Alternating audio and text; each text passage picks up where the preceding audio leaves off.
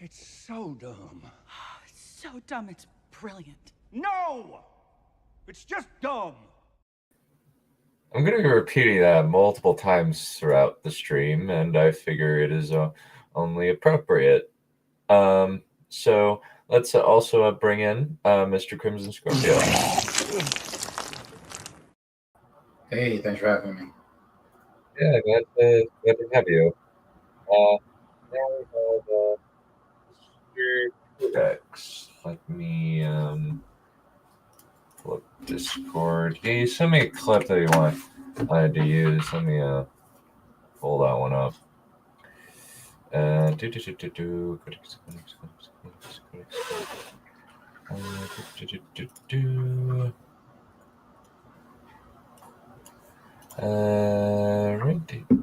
here.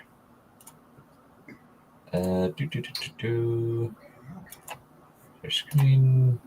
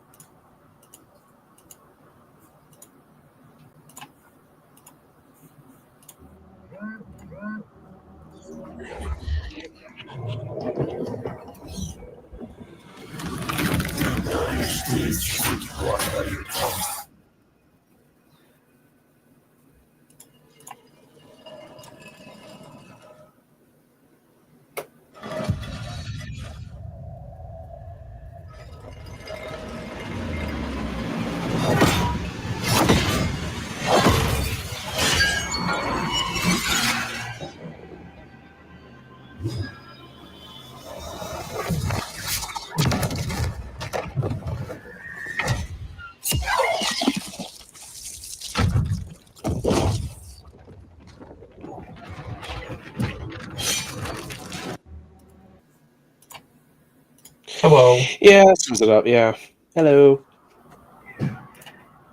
Well, I'm ready for some pain. How about you guys? Let's do it. Yeah, I got 5 minutes. Why not? All right. All right. Let's. All right. And Mr. Scorpio, you are in the theater. You're in the theater. Yeah, I see it. Okay. 5 years ago. Okay.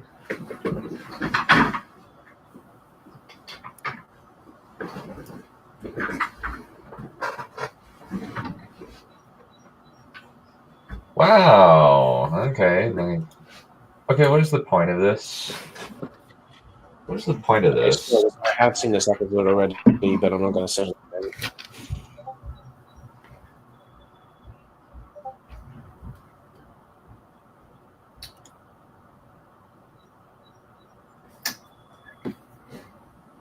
Oh, come on. This is just... It's funny because there is a person named Aludra in the books, but it's just...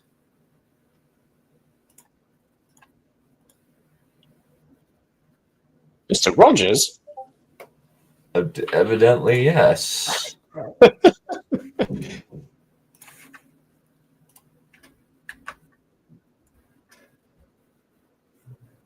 Wow.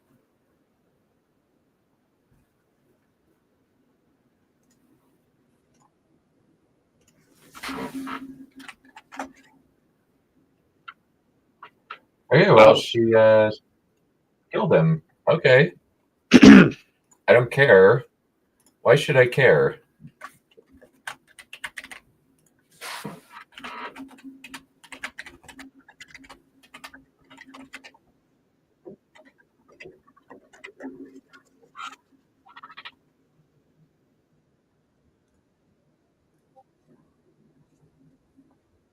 Okay.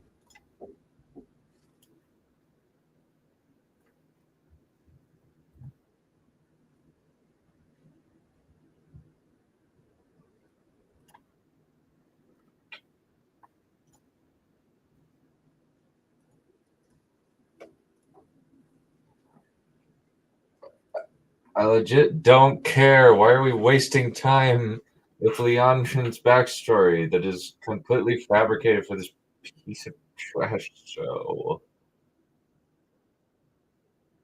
Like, oh, society made her this way. I don't care. I don't give a rat's arse about any of this. Yeah. Seems rather pointless in the grand scheme of things. Also, the actress is Scottish. How come Leandrin herself doesn't have a Scottish accent? Well,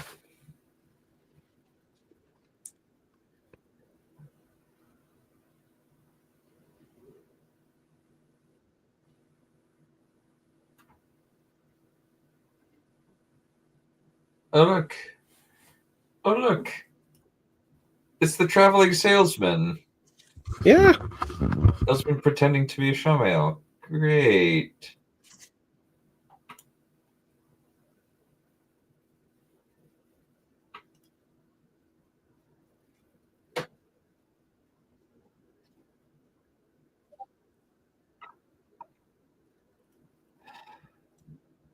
I do not care at all. Why are you wasting my time?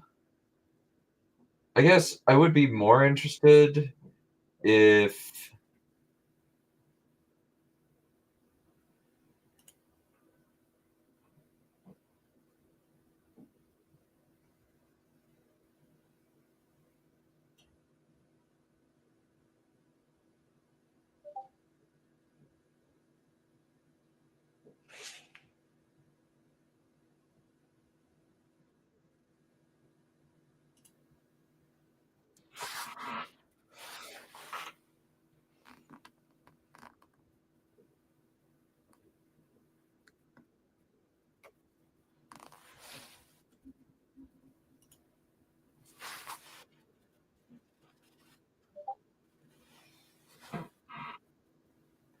okay.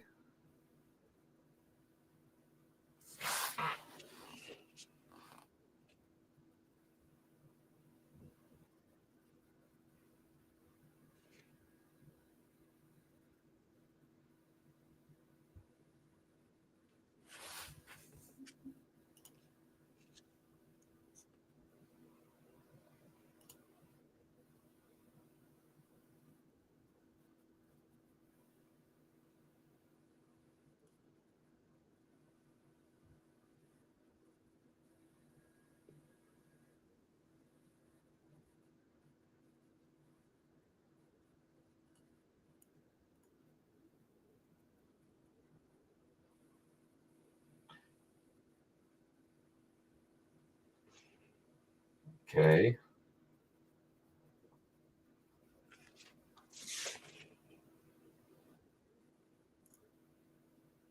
Okay.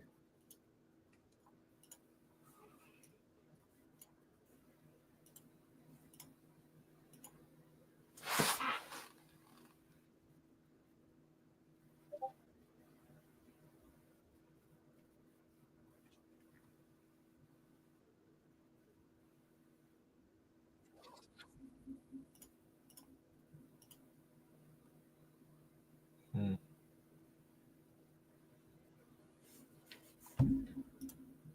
I hate it. I honestly Yeah. really hate it.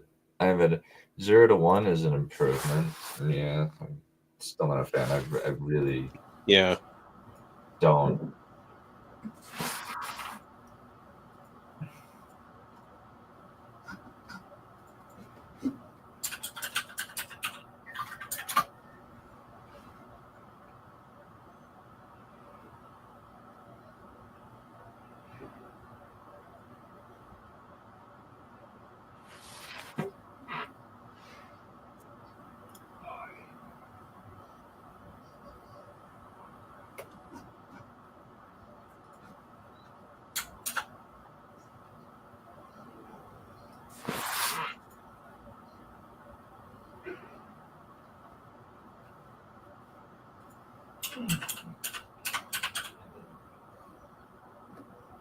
What Power Ranger setup we got here exactly?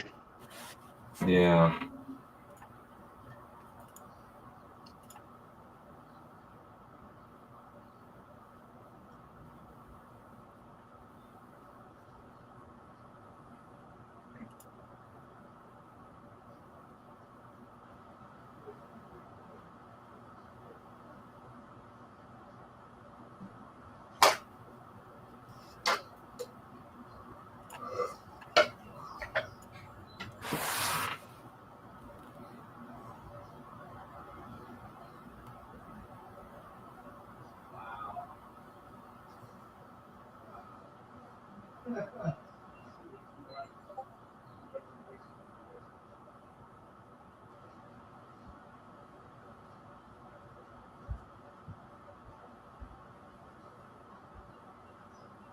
We're talking about sex again. Yeah, apparently. Basically, they're hookers or what? Yeah, thankfully Jennifer Salke is gone. Mm. And ideally, Amazon will start just purging their activists. Since it seems like there's kind of a mix, depending on whose desk it goes across, with Jennifer Salke no longer in.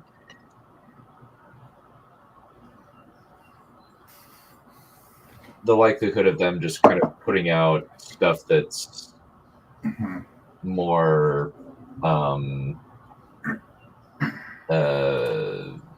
more stuff like Reacher as opposed to crap like this, that'd be great. But the problem is the foundation's destroyed. There's nothing there.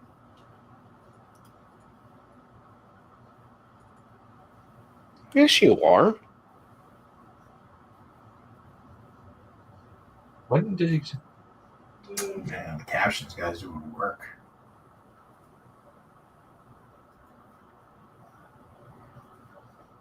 Oh, so they're just gonna... No consequences for anything. Great.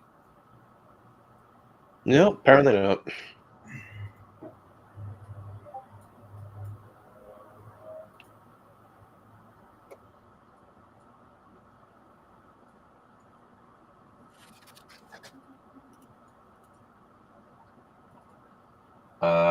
Yeah, because you're psycho. Yeah.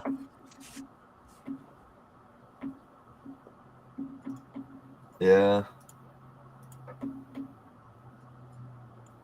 Yeah, like EFAP would have had a field day with this. They would have made fun of this for years. They would have endless. I would have loved to see Rags rip into this show. It would have been hilarious. Yeah. Rags and Mahler both would have been funny. Hmm.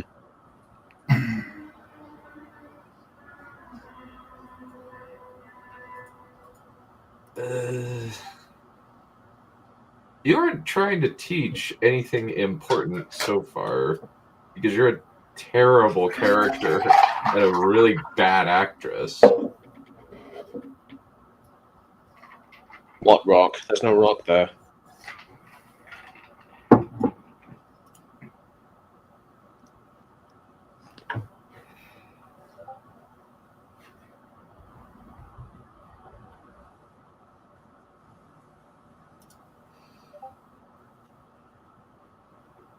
This is the height of emotional manipulation.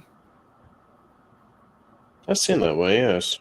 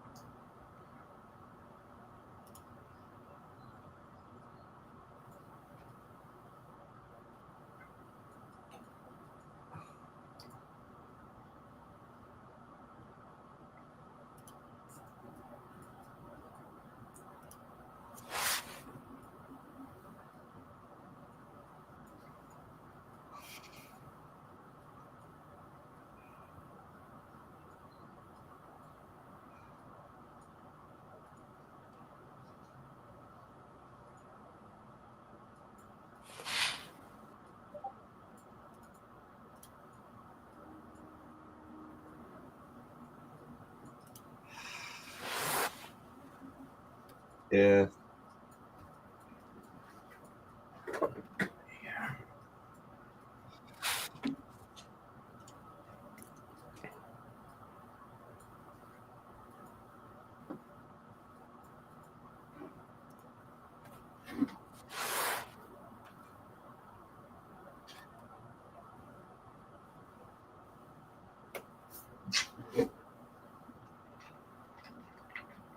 She's dead, or should be dead, or at the very least severely injured.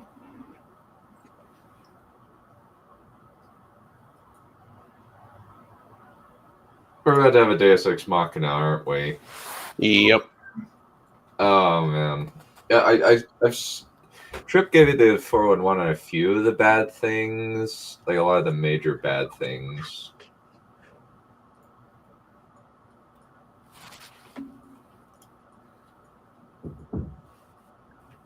Don't you know, Dunn? This is Wheel of Prime. Anything goes.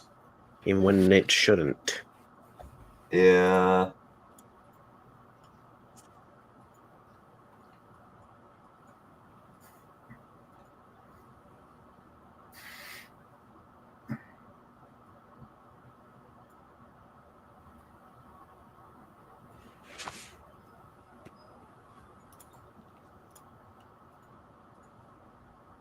Yeah, it's very much at this point. Stop bringing logic into a movie! Random, incoherent, juvenile shit happens, things explode, and people empty their wallets to see it! The good stuff. Yeah, pretty much, yeah. So apparently Pot and Fane is just there. Yeah.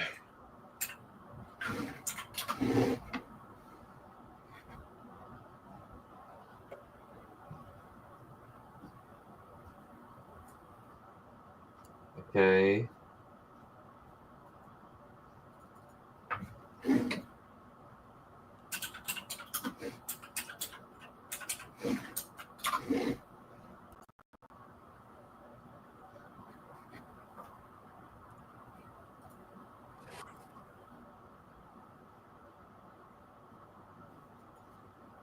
I hate this. This is so hard. Ugh.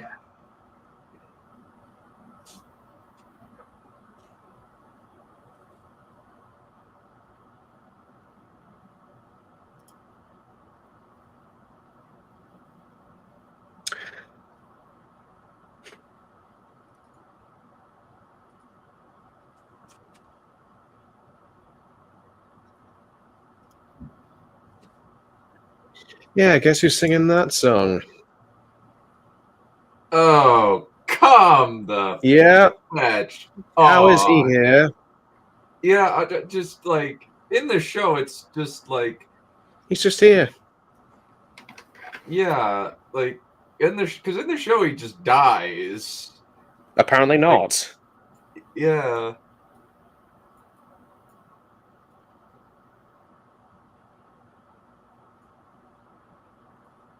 Like, I guess they've just decided to just throw him in with no.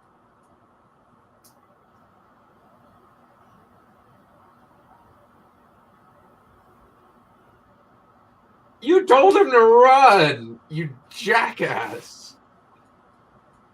Hmm.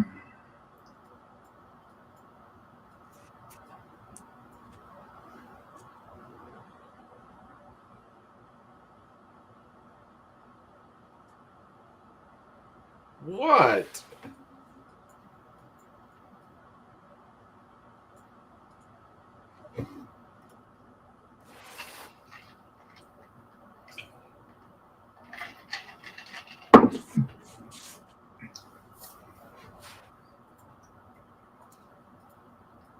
Are they gonna actually, like,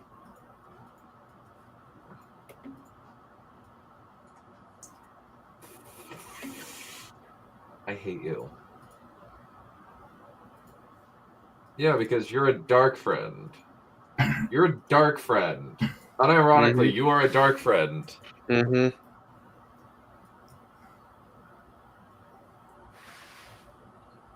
No, it's just your acting, my dear. That was funny, but it was funny in the wrong way. Mm-hmm. Like, you're really calling to the attention the fact that Zoe Robbins is getting basically bugger all to do with. Yeah. Like, this is pretty much bugger all. Like, there's nothing for her to do. No. Not at all. This show is freaking awful. Like, Zoe Robbins isn't awful. She was in, like, Power Rangers, and she wasn't terrible. It was fine, but...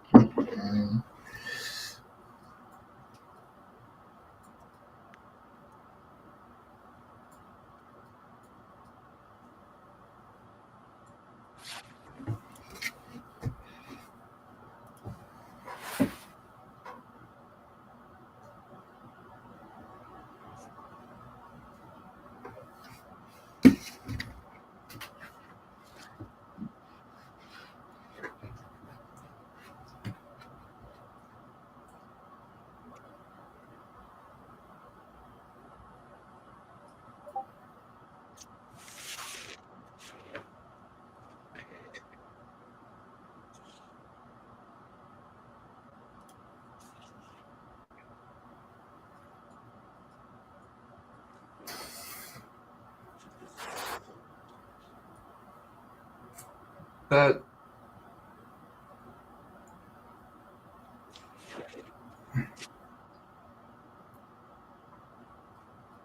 okay. What the fuck was that? Yeah, I don't. very good No, question. no. That's bull. What the fuck was that? Yeah, Yeah, that's very good weird. question.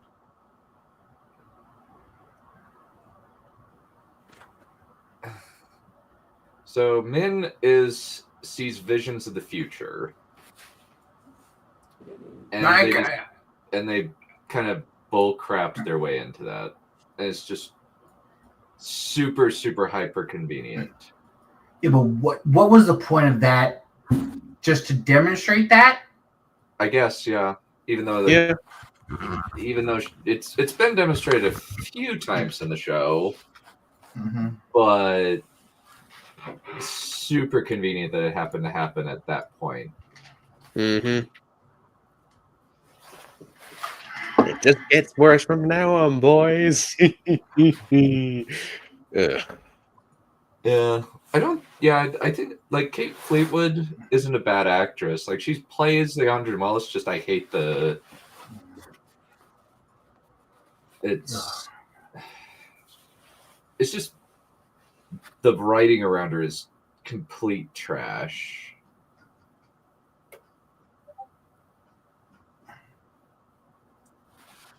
This is complete trash, and I hate it. Ridiculous. And where are we supposed to take that from that scene? That she's just callous to the fates of others? Like, whatever. What is she doing?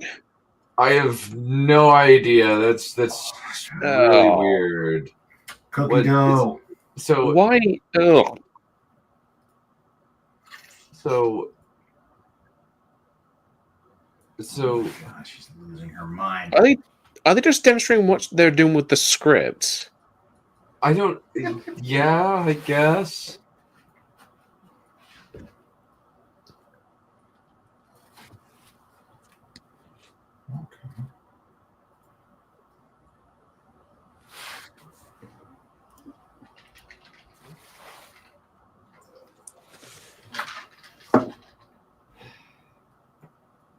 I really, really do not like this show.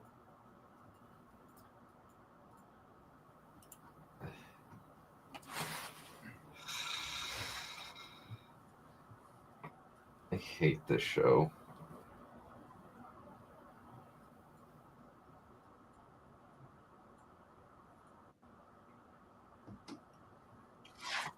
Oh, yeah, here we go. Oh, great. It's freaking hilarious. That's hilarious. And now it's the chick from Nightwish.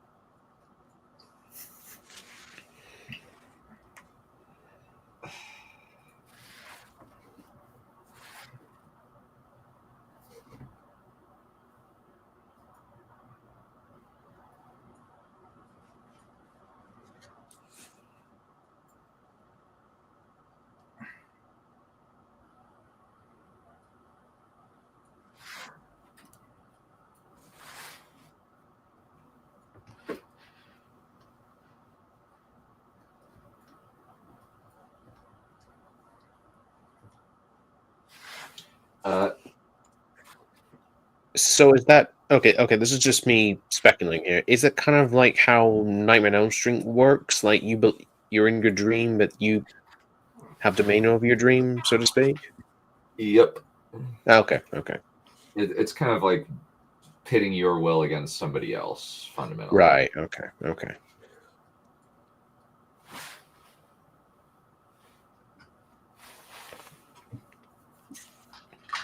Which, that's accurate. It's just this whole interaction is dumb, and it reeks of Game of Thrones style contrivances where they just want to have these particular performances and these faces play off each other.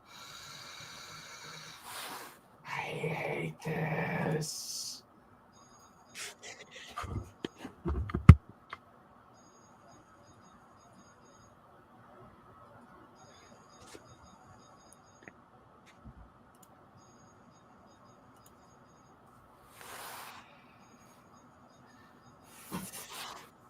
Screw this show.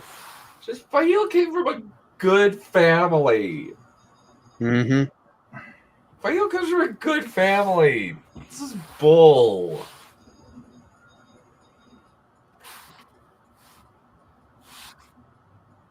Like, her mom and dad are awesome. Like, her dad's really awesome, and her mom's pretty cool too. Just freaking stupid.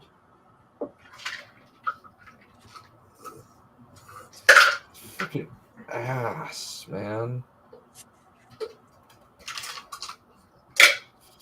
Freaking dumb.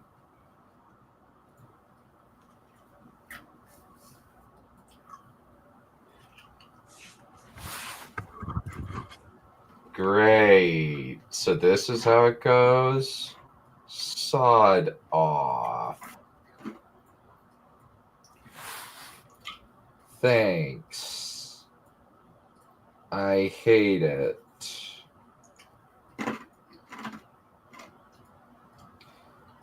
Thanks.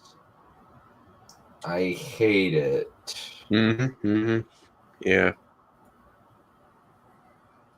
Thanks.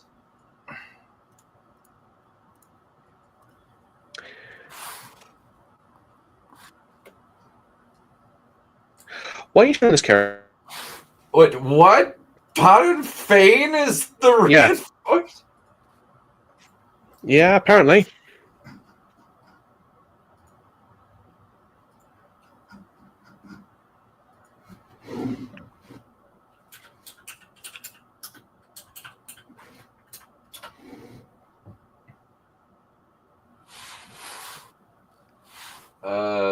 You said you're showing Okay. twice. What? I know, right?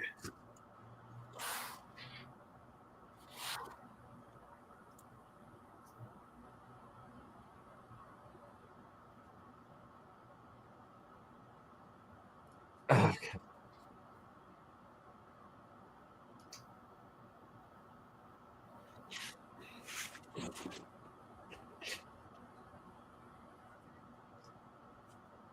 Oh, so it's gonna be Elaine that has him stick around. Great. Since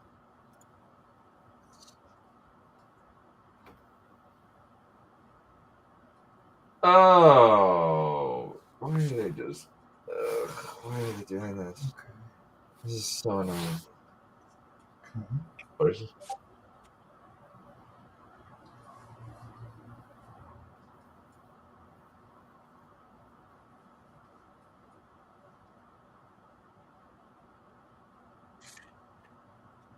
That's freaking stupid.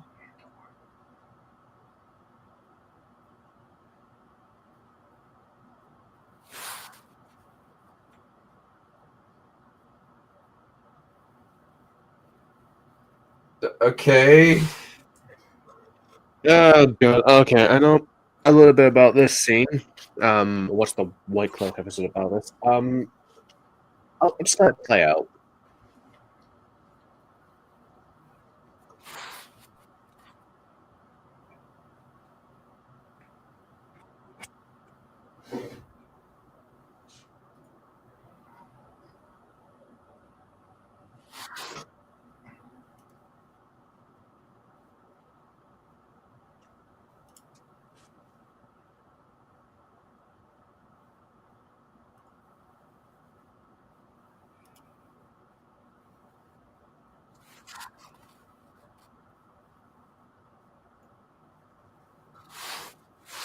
Right, this is good. This I appreciated how smart this kind of started, and now it's gratuitous.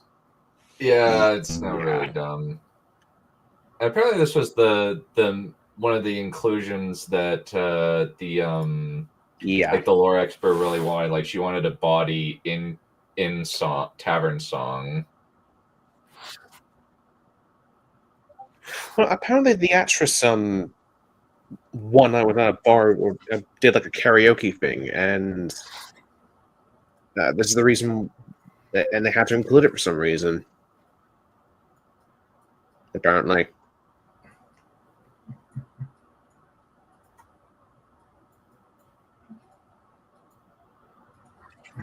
Wow, way to drag all nuance out of that. Mm-hmm.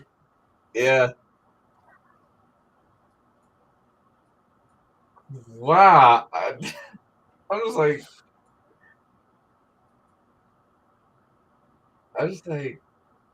okay. Subtlety done. You begin with shovel watching. I'm just like, okay. Like, Yeah. fine. I'm just like,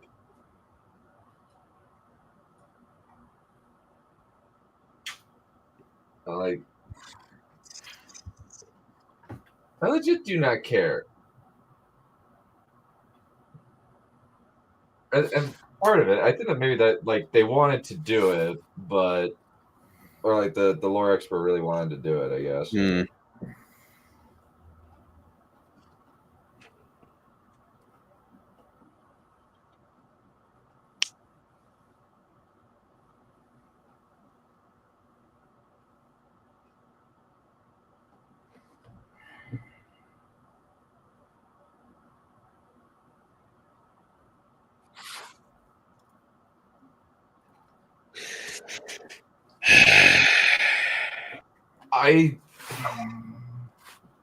Oh, get something worse.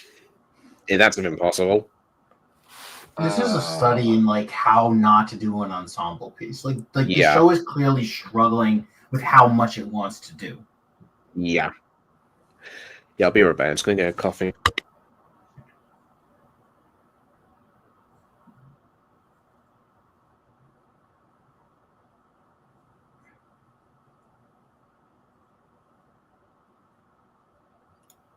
Wow.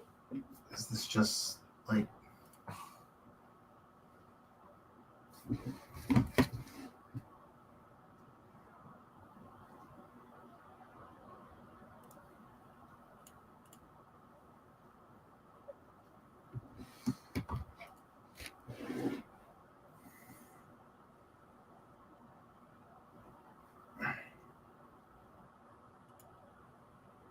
Wow, so they're dumb.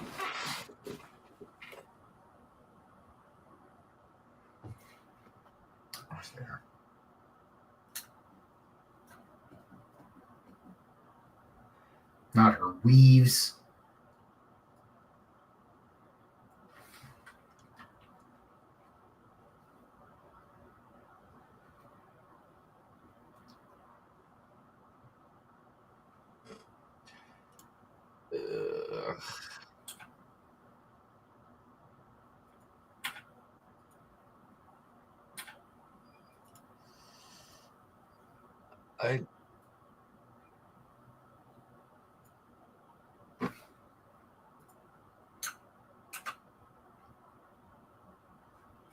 Ugh. Well, that subverted my expectations. I thought that would actually have a point.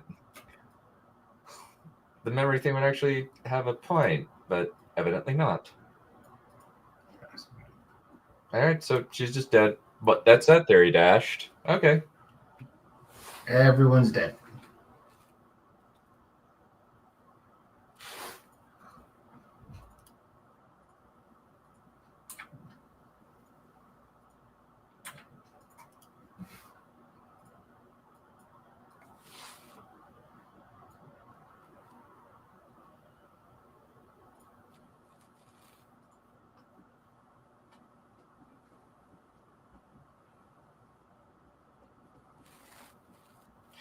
I don't care about these characters. I don't care that your crappy actor boyfriend wants to be in this show, Rafe.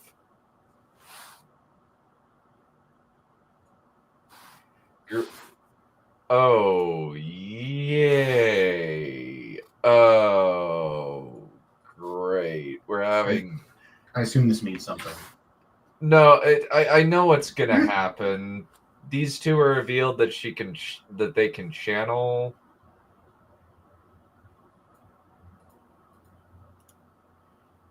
And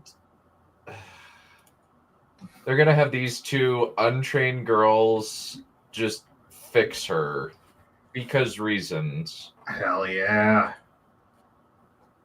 It's like, sod off. I freaking hate this.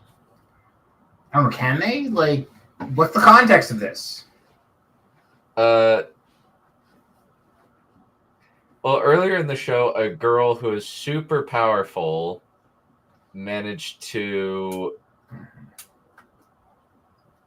I believe it. It takes a lot of effort to heal somebody because you could feasibly kill them. You do not have untested people do it. The only reason why Nynaeve is able to kind of do it is because she's been doing it for a while. And it's unusual. Usual because that's her big talent. Hmm.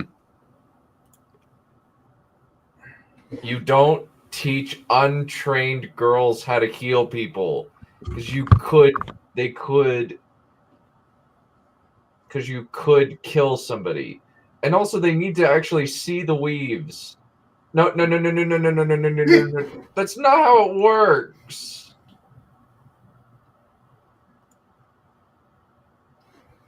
That's so freaking dumb. Come on. Oh, it's even worse. And it actually works, for Pete's sake. Yeah. It gets even worse.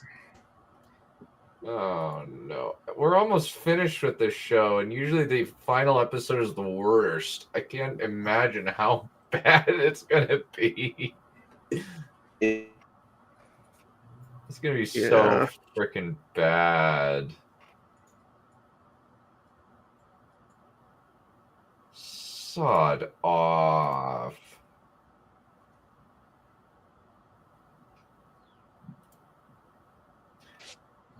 You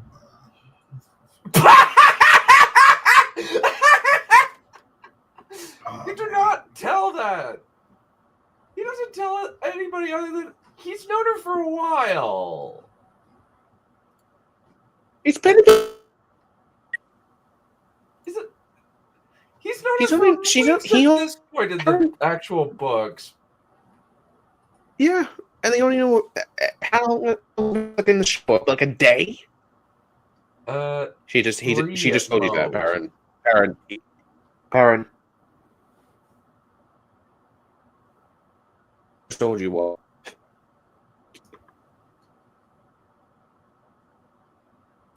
What? Wait, what was that? I didn't catch that.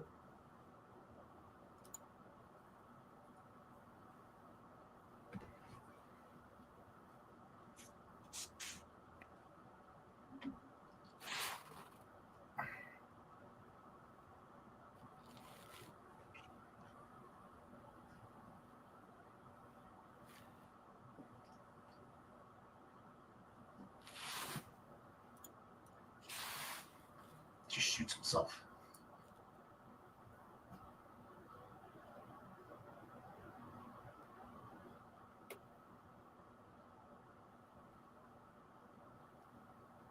What the? Oh, for...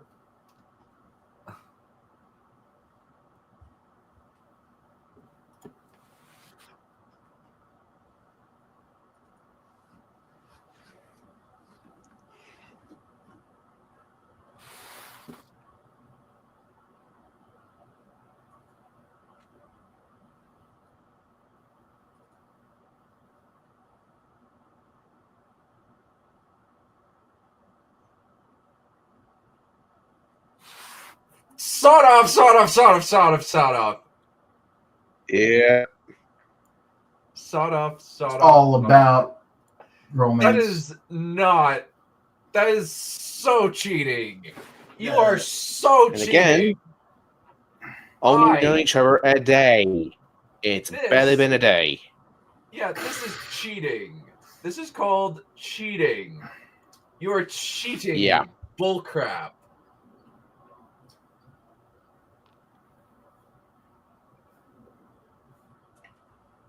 Let's go. Oop,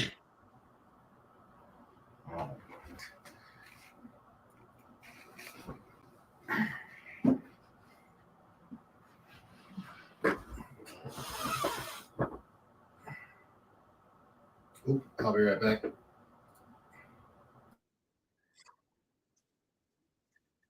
Well, since we're blending in,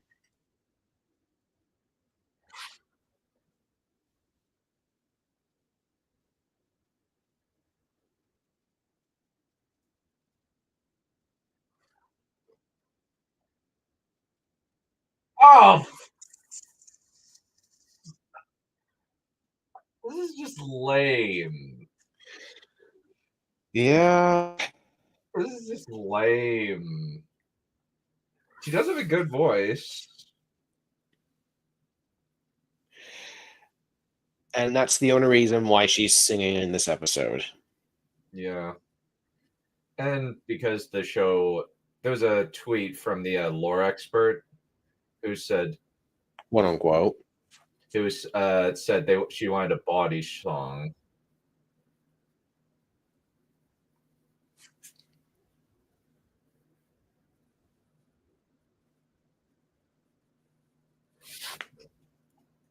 Which is really dumb. Mm-hmm. Oh!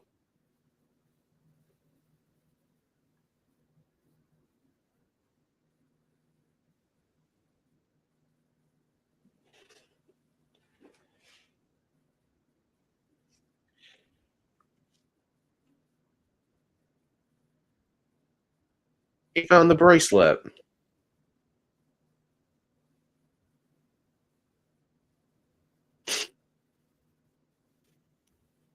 Okay.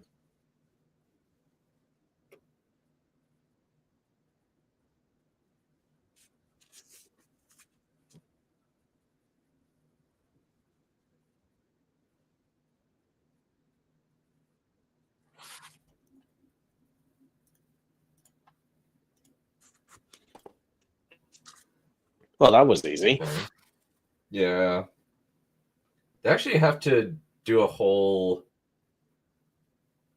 need thing where they have to figure out a lot. It's through Yeah. Talia and Riyadh, but they're having to come up with a lot of contrivances.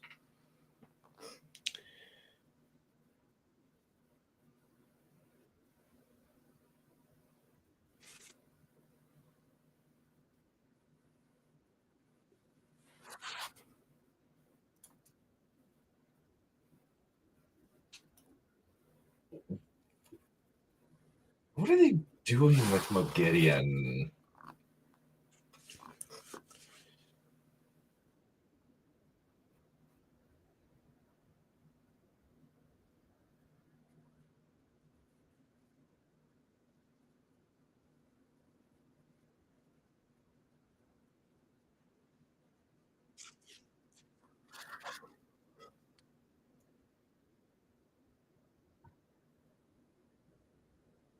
What is this? Why are you making...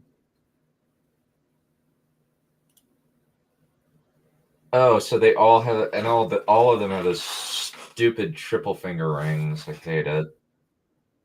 Yeah. I hate it. Oh, you're gonna hate this part.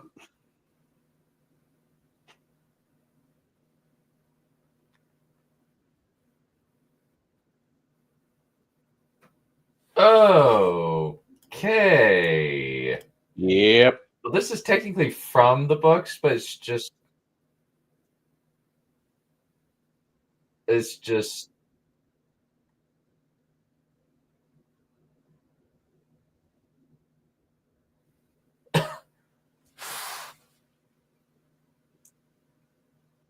Well, that was easy.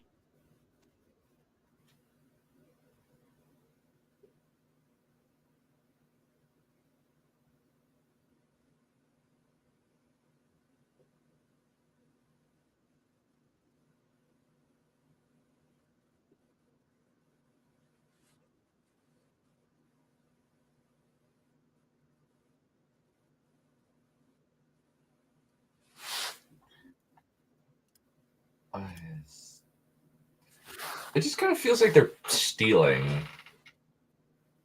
They just. Why could they not just accurately adapt this frickin' show? And oh yeah, they're just idiots. They're so frickin' stupid.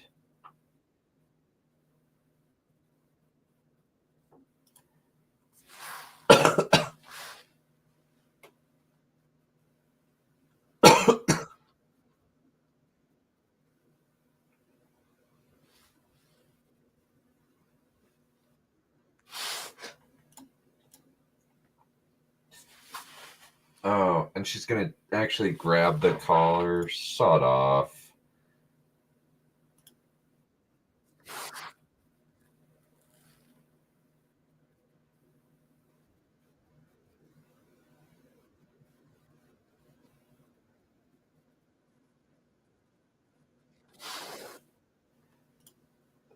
Yeah.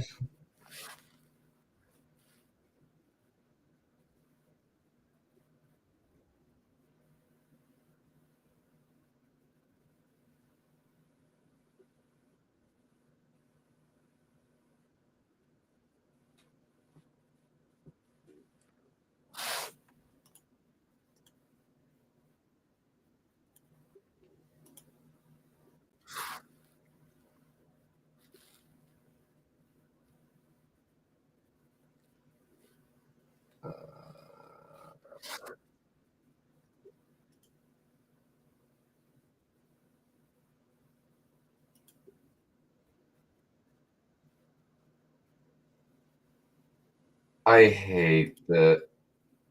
Yeah. Or-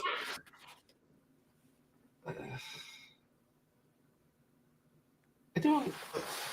This is just freaking bastardization. The show. Mhm. It's super convenient. Like in the books, it was just a collar and brace were in one place, and they had no idea what they were looking for.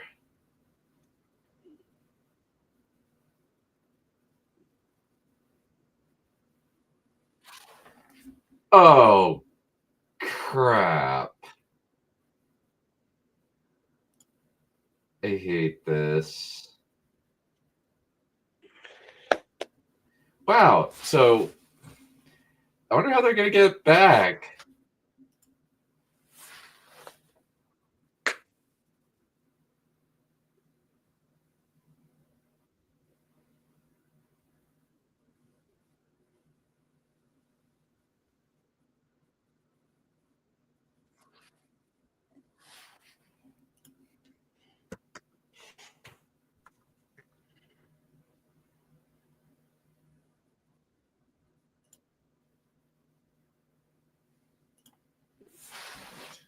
Uh,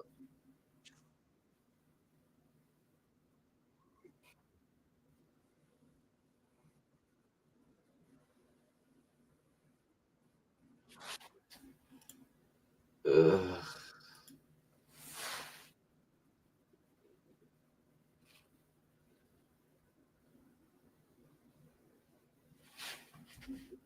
Why?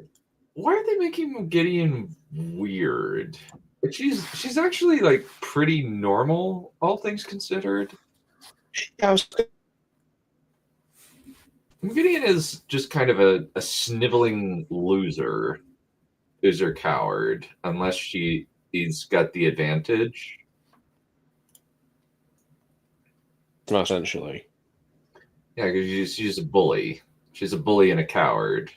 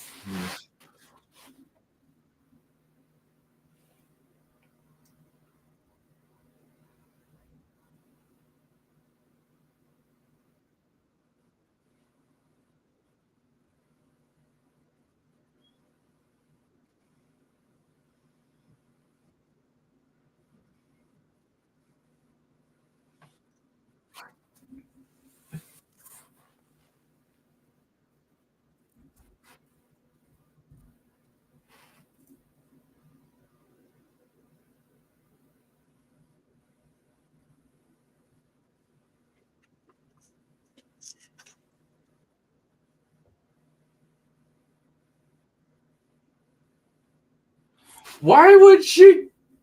That is so stupid. That just kind of reveals, like, that is so not subtle. Like, that leaves a trace. That is so dumb. Mm-hmm. Like, why would you leave a trace?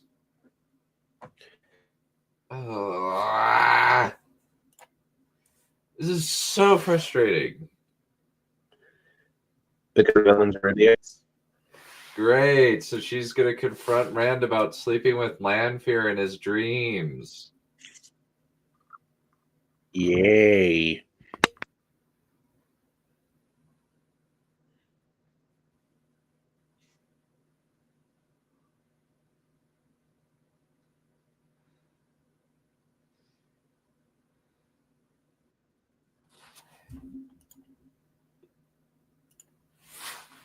Don't stop the enemy.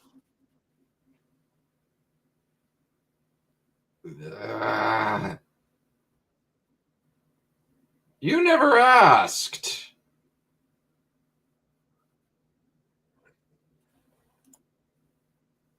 Wow.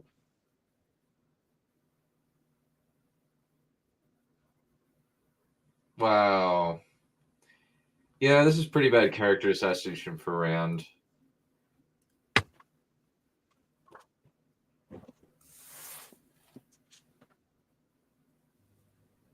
Wow. Yeah.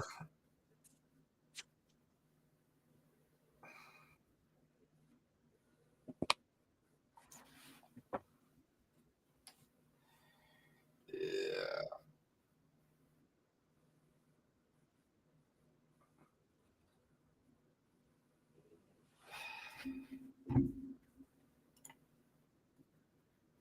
That's accurate. That is actually pretty accurate, as well as try to invade his privacy.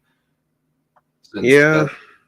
That's what he tries to do. Like, they try to look into his dreams and invade his privacy. How Orwellian. And so he creates wards around himself to stop his dreams.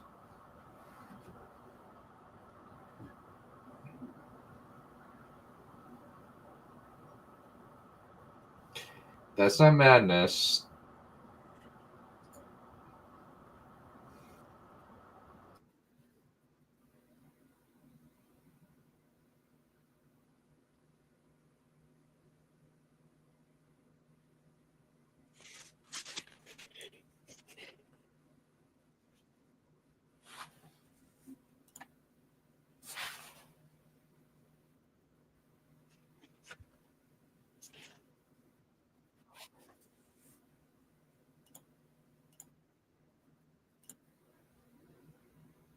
Wow, that's honestly pretty accurate to at least Book Egwene. That's kind of not the case with Show Egwene. Show Egwene is kind of...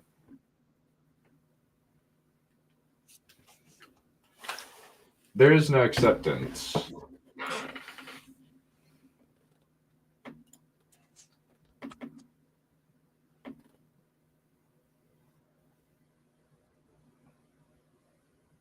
Wow.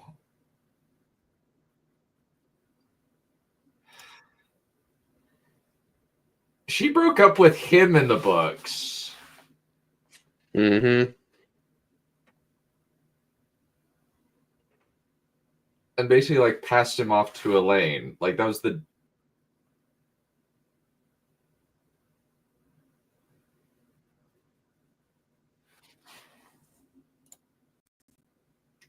Tread very carefully.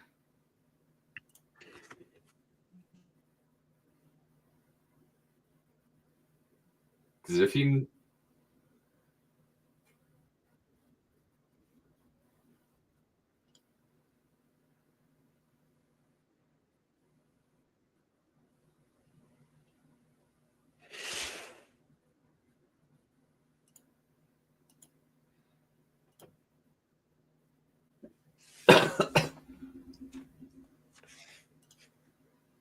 Wait, you're telling me that she's a villain the whole time? Yeah, What? she's a horrible bit, horrible vindictive bitch. who's honestly been weirdly toned down.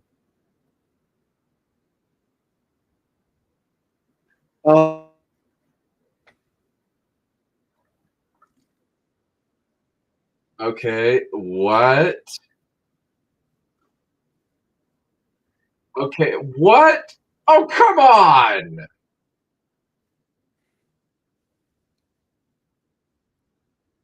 What? Sod off. No.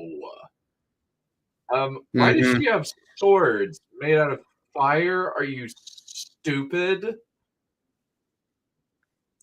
Are you stupid? He's got a mace made of the power? What kind of bull is this? There are so many more interesting and easier ways to kill people with the one power. Also, why would Samael ever come out?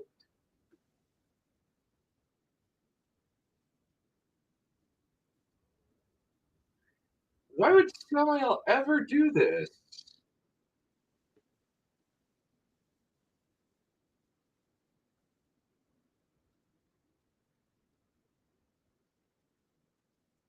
Okay, and he just... What? Wow! Yeah. Wow! Yeah. Okay, they are seriously flash tracking because if... Oh, like, what? He kills... Wow! Wow! Okay, what? Oh, Okay. I will give the actor who plays Ran here a little bit of credit for this part, at least. also, there are major differences between this and the book, where he basically, like, okay, so he indirectly killed her in this show, as opposed to in the book where he was just too late. There's a big difference. It's just, what is the point of this? What is with their accidental death stuff? They just keep playing this card over and over and over and over and over again. Oh, he is? Oh, that would be not... Okay, well, at least they aren't, like, totally stupid.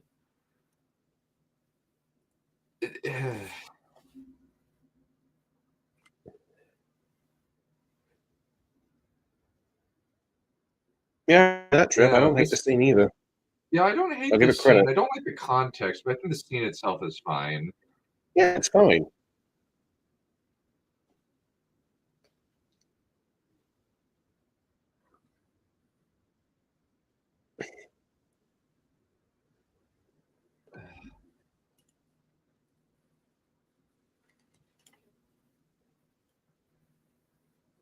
Yeah. Yeah, I don't hate this.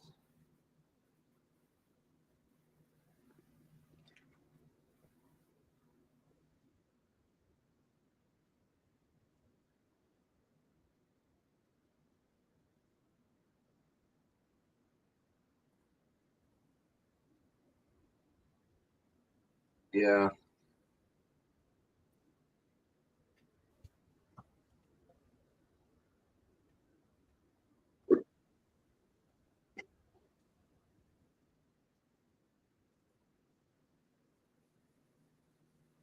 Yeah, we get glimpses. It's just kind of like, I think this is ultimately not... This isn't awful. It's kind of an isolated micro scene. It's just that they have done a terrible job building up to it. It's basically like, it kind of makes it more offensive because it's basically like, oh, so you're just stealing from the book when you feel like it. You're not actually trying to adapt it. You just want to pilfer it in kind of the midst of your fan fiction BS that you're making because you want to shill Rosamund Pike. That is the only reason why this exists. This exists solely to shill Rosamund Pike. This is a Rosamund Pike show and nothing else. Yeah, there's glimpses of Darth Rand. Yeah, there's glimpses, but it's just so annoying. it was cool. Just didn't need an Elden Ring. It's mainly like, yeah, it's cool, but it's just the main problem that I have with it is there are so many more interesting ways for Samael to kill somebody than trying to hit them with a big hammer. Yeah.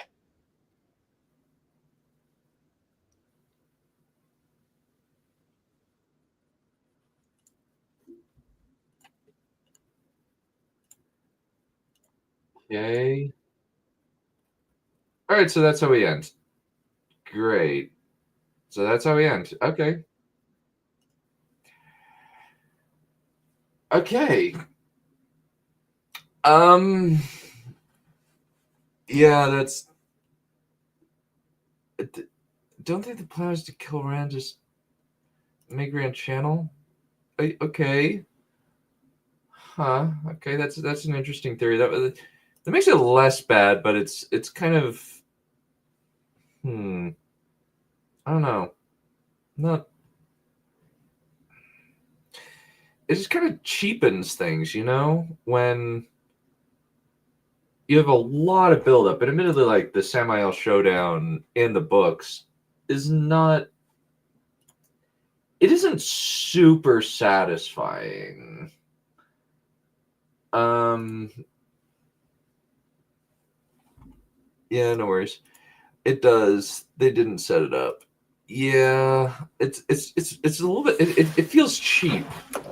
And this whole thing, since I would honestly really would have liked a face-to-face confrontation between Samael and Rand in the books. We don't necessarily get that. This just felt super cheap. Since Samael's kind of the looming threat for a lot of the later, for basically the middle portion of the books, from basically 4 to the end of 7.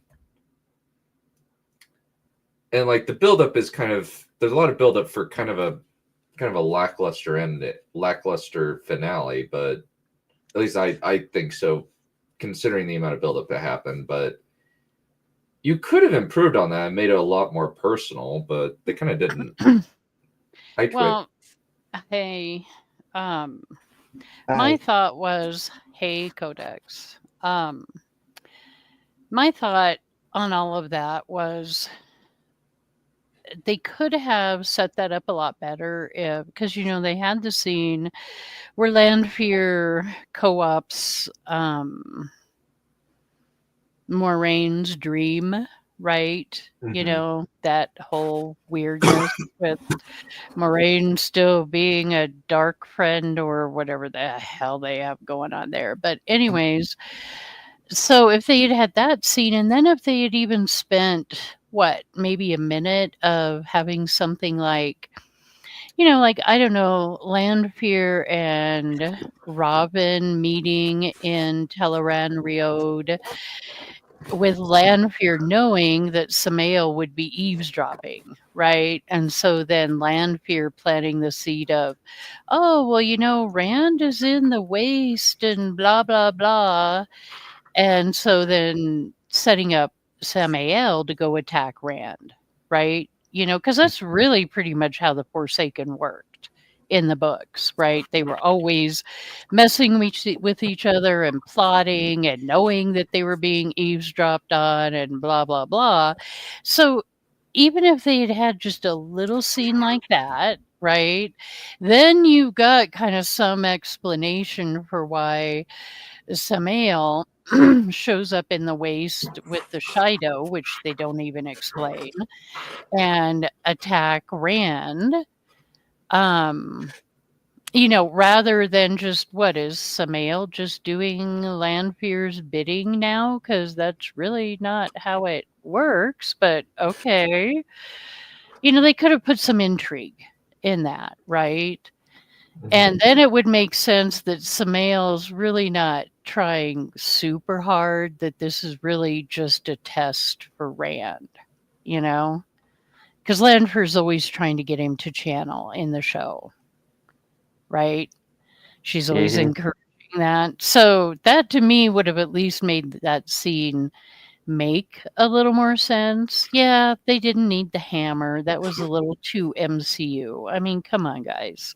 But if it was a different show, it'd be like, okay, that was actually pretty cool. But yeah. Yeah, it's just kind of weird. I was just like, okay, like I can see, and it's kind of, and it's funny because he has a stick. He just makes a hammer head on the end of the stick, Exactly. and it's just like there are so many more interesting ways to kill people. Well, and or Yeah. even test them or attack them or whatever. But I believe those what Avi was channeling there were spears, fire spears. Yeah, I guess like I just No, Well- I know. Believe me, we've kind of been down the rabbit hole on that, and I keep meaning to go back and look. I'm just not interested enough. I know some people have said that the Shido are using swords, but even for the Shido in this show, that would be a little much. But I haven't been motivated enough to really go back and look at that scene close enough to tell. I mean, does it matter at this point? You know, Not really. when it No. comes to that. But yeah, I do when it comes to, I mean, Rand almost had a moment with Egwene, and then he blows it by basically going, "Yeah, you're like little Missy, narcissistic bitch, main character, blah blah blah. I've never been good enough for you. I'm the freaking dragon reborn, and I'm not good enough for you. So you know, whatever." And then all of a sudden it's, but I really respect those qualities in you. Really? yeah, Really? Yeah, had a still thing Randall. going. Yeah, he's Randall Simp. Yep. You know, but then, I mean, and I, you know, again, I thought the follow-up scene was okay. My only thought, because I did think, why didn't they actually have him try to reanimate the little girl? I can never remember her name, Sarah or something like that. Because Alvera? yeah, Yeah. because Something it's like like, hey, you really literally could have had him try to reanimate her with the one power, right? Which was really what was creepy and really impactful about that scene in the books. But my only thought was, well, maybe they wasted, because they probably would have had to use some CGI or something in doing that. So maybe that's why they didn't have the budget after blowing it all on other stupidity. And, you know, the costumes for all the 10 Chico scenes that they thought were necessary. That's the only thing I could think of why they didn't actually do that. But otherwise, I was like, damn, you know, But- they're at least letting Josh, you know, attempt some acting ability there. And he's kind of showing it, you know? Yeah, he's not awful. He's definitely not awful.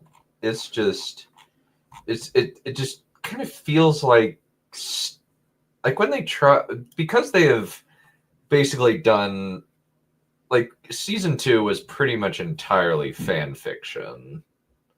It just feels like they're just pilfering stuff after doing a lot of their own crap that they saw that people didn't like. Well, yeah, for me, I can't remember how I phrased it the other day, but it's very, the scenes like that and like the glass columns, you know, there's been just a couple of scenes in there. It feels very uncanny valley to me. Like it's, oh, I know how I put it. And I don't know if either one of you will get this reference, but it's kind of like as if the AI in Dungeon Crawler Carl was told to, create a level based on the Wheel of Time. And, the AI has all the humans wearing human skin suits because he doesn't understand human emotion and motivations and stuff. Hmm. That's pretty much what the show is like for me, because it's like you're watching it and you're going, oh, okay. But then there's just something off about it, like an alien made it, like literally like Chat GPT that doesn't understand human emotions, like made this, Hmm. Yeah. So I don't know, and all that. But the weird thing is too, I guess episode 7 is supposed to be mostly Two Rivers. And then episode 8, they have to tie up Olive Tanchico, Matt get his fox head, Matt get hung on the doorway, whatever huge fight Moraine is in with the one power, which is probably her and Lanfear. And then whatever he's done controversial with the Forsaken, and then they have to tie up the whole, Alcar Dale. I can never say that. The whole Karakarn thing, right? With Couladin. And I mean, they've got to tie all those up in one episode, episode 8. Yeah. Mhm.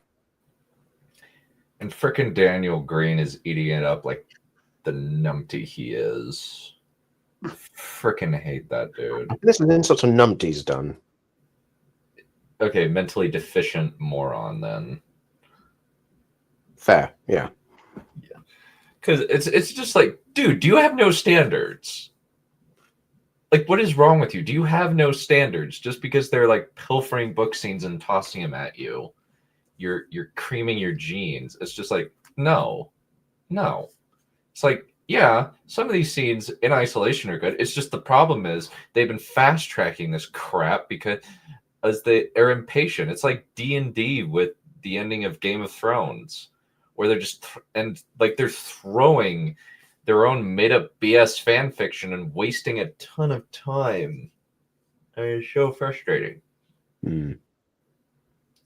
But yeah, and what have they done to poor Moghedian? Yeah, I'm just like, why have you turned her into Harley Quinn? What the heck is going on with this? Like Harley Quinn mixed with like the person from Saw or something. And they're doing the trope of her killing her underlings when they fail her for reasons. Oh, well, and then somebody posted this on Red Hand, I guess. Sarah Nakamura actually tweeted something out about the use of the word Forsaken as opposed to Chosen, and said, well, I flagged it, and they came back and said, I'd have to look at the little post of that again, but basically they came back and said, what the heck was it? But what they came back and said was wrong, and she flagged it again, and they just said, nope, we're doing it our way. Yeah. It was where in the heck Sums up the did they show post entirely, it? really. Well, yeah, and I think what they were referring to is the fact that, here it is. She said, the answer I got back was that Chosen call each other Chosen, and everyone else uses Forsaken. So I flagged again, but ultimately got overruled. Well, no, hello, the Dark Friends call them Chosen. They don't even call themselves Chosen. But I think they were doing that in reference to the scene where, what's her name, tells Forsaken. Well, yeah, and then Leandrin, when she's torturing, what's her name? I can't remember which one of the Black Asha that was. Bridget. Also said, oh, Leandrin, wants to become a Forsaken. So, yeah, I think that's... But at this point, if they had used Chosen, people who hadn't read the books would be completely lost. Seeing them use Chosen in the show, they'd be like, "What? Who are they talking about?" Yeah. Mm.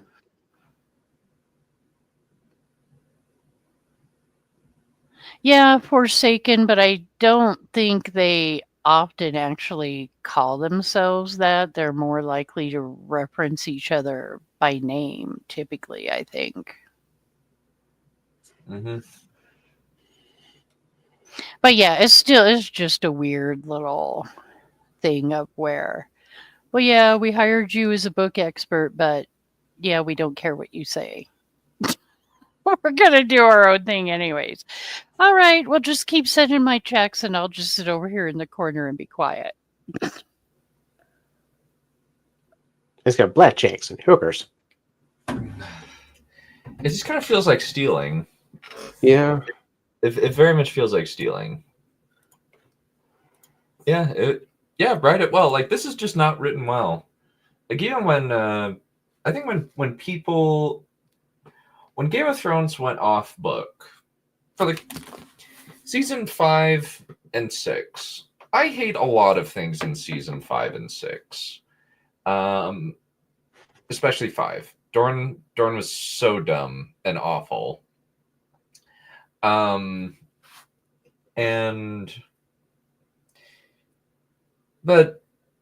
it was at least kind of easy to stomach, you know? You could stomach it. It was like, especially since it was like, you're kind of sunk cost fallacy a little bit, because the first 3 seasons were perfect. Season 4, a little bit of a downgrade, still good, still overall pretty good. 5, pretty hefty drop in quality. 6, maybe a little bit better. Then 7 was pretty bad, and then 8 was just 8 was the nosedive. Yeah. And then season 8 was just one of the worst things I've ever watched, and it's just so frustrating because it's just like it's just weird that David Benioff and D.B. Weiss are really stupid, but yet they managed to pull up 4 pretty good, 3 great seasons, 1 pretty good season, 2 mixed bag seasons, and then at the end did 2 awful seasons. And then you just kind of go over to Netflix and do like a season of 3 Body Problem, with apparently isn't awful. I liked it. A lot of people hated it, but we probably shouldn't get into that. Well, I haven't seen it. I've just put them on. I've heard it. I've put it on. I haven't really commented on it. I've heard good things from Preston and Carmine. I find their taste a little bit suspect, since they like stuff like The Mandalorian, and Mandalorian's really, really crap. Mandalorian season 1 wasn't bad. And this comes from, but again, a lot of that has to do with I'm not a massive lore expert when it comes to that. So season 1 was okay, I thought, with The Mandalorian, but I think part of it too with 3 Body Problem is there are a lot of mysteries in it, which is very true to the source material, in the fact that there's a lot of mysteries just because of the story itself. And, a lot of people don't like that that any mystery is not solved in that episode or the next episode. At max, 2 episodes farther. You better solve all the mysteries that you're providing, or that's it, I'm out, and it's a mystery box show. That really frustrates me. People don't know how to appreciate a slow burn anymore. Yeah. I'm generalizing, yes. Yeah, I will agree with you. I think that J.J. Abrams has ruined people sensitivity to mysteries, because they're concerned that that the writers have no idea what they're just mystery boxing because they literally have no idea and they can't deliver on the miss. You damn well better put Severance much higher than the other crap finished- you have on your list. I just barely finished it a few days ago. Oh, So- you finished Severance season 2? Yeah, I really liked it, and they Good. actually had answers and had at least like something of a conclusion, which I'm just like, okay, well this was a good mystery. This works. Well, and they've already are obviously getting season 3 and I think maybe 4, but honestly, the finale of season 2, I wasn't joking when I said that's probably the best television I personally have ever seen. Yeah, it was pretty incredible. I will concur. I really liked the end of Severance season 2, and I liked and season 2 just in general was really smart. Well, and what's her name? And yes, spoilers for anybody listening that hasn't watched Severance and cares about spoilers, but what's her name that was actually in Game of Thrones? I can't remember the actress's name, damn it. Christy. Yes. Oh my god, when she kicked freaking I call him Frolic. Drummond, I guess is the name. I call him Frolic because he's got that tattoo, which is so ironic given his personality. It's hilarious. But my God, when she just wailed on him, I was like, damn. And I didn't find that to be unbelievable or anything because she is a tall woman and she's got some skills and she was fucking pissed, man. Yeah. Yeah, make me kill my baby goats. Damn it. No more. I honestly believed it because it's just he's a bureaucrat. He's not an actual brawler. He's a like just like kind of tubby CEO. So I was like, I'm totally fine with that. Yeah, I was totally fine with that. Yeah, it's honestly like Severance just put this into perspective, and also season 1 of Wheel of Time, where it's just like you couldn't have guessed what was going on necessarily. No, there were so many theories. Yeah, there were a lot of theories. But for me, it was just you kind of get the information when you have the episode all from the wife's perspective. You do, but even that left you with like, what are they really going to do at Cold Harbor? And, I mean, there's still just a lot of it that you're like, okay. But yeah, episode 10 ran me through the ringer. I mean, I'm Little Miss Mood Swing every 6 minutes naturally, and that thing was putting me through, like just wow, and then like kind of despair and sadness and what the hell and laughing, and I mean just like literally it didn't even have to change scenes. It was happening within scenes. And I was just going, holy cow. And I watched episode 4 of Wheel of Prime. And that was the episode that was like, well, the glass columns was actually okay, right? And Yeah, it wasn't awful. Joshua showing some acting ability, and so it was like, okay. And then I watched the finale of Severance and went, okay, Wheel of Prime just sucks. I mean, the compare, you go from like, okay, well, that was kind of acceptable in a couple of little spots. And then you go to, for me, best TV episode ever. And I just went, yeah, no. They shouldn't even be in the same universe. And, oh my God, Milchek. I like, damn it, Milchek. He's got to be my favorite character in in Severance. He really does. Mm. Yeah. That actor is fantastic. Oh my god. Well, Yeah, I'll add he's that to the really good. list. Yeah, just his whole thing with the story of Kier. Oh my god. Like It just his brother dying because he turning into a bloated seal because he jacked off.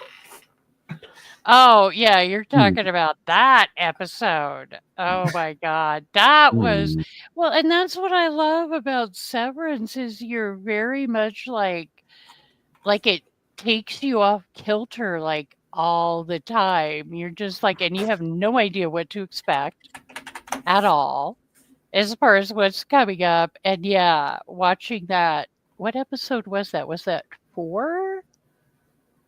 Or 5 of season 2 where they did the whole trek through the wilderness and got the oh That was really funny. yeah, that was just like yeah.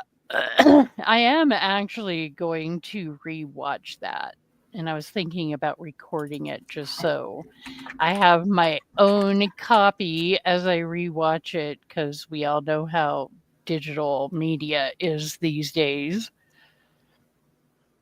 Yeah. Yeah.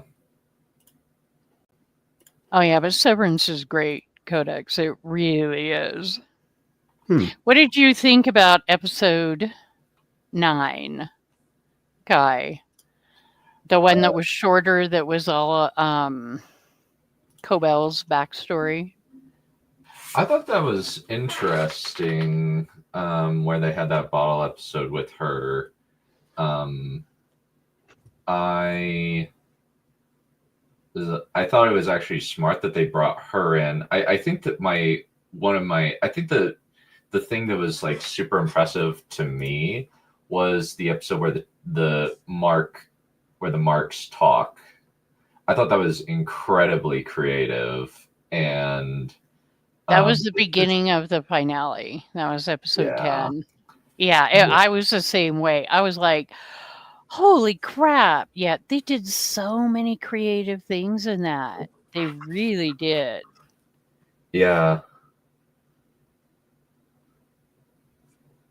And it was, yeah, and the way that ended up really kind of, there's so many layers to what's going on in that show.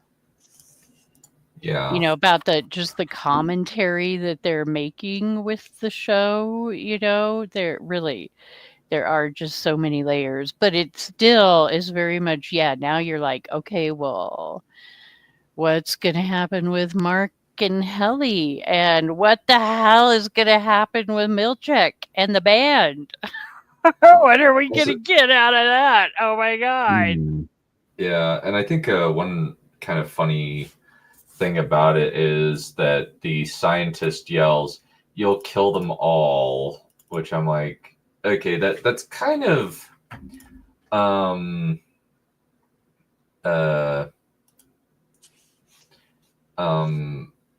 I guess like kind of fan baity, I guess, but or like season 2 baity. But I'm like, you know what? You've proven to me that you are competent writers. I don't.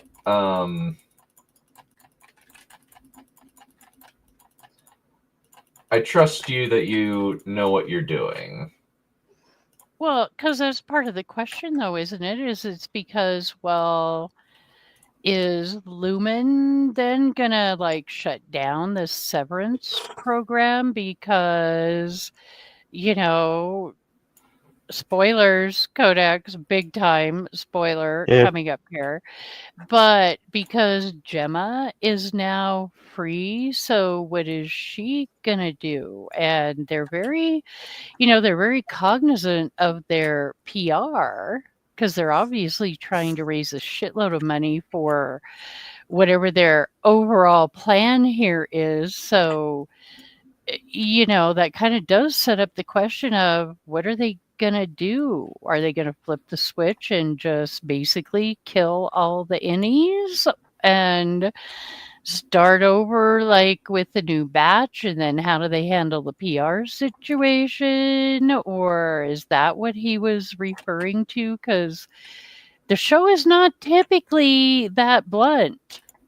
You know what I mean? No.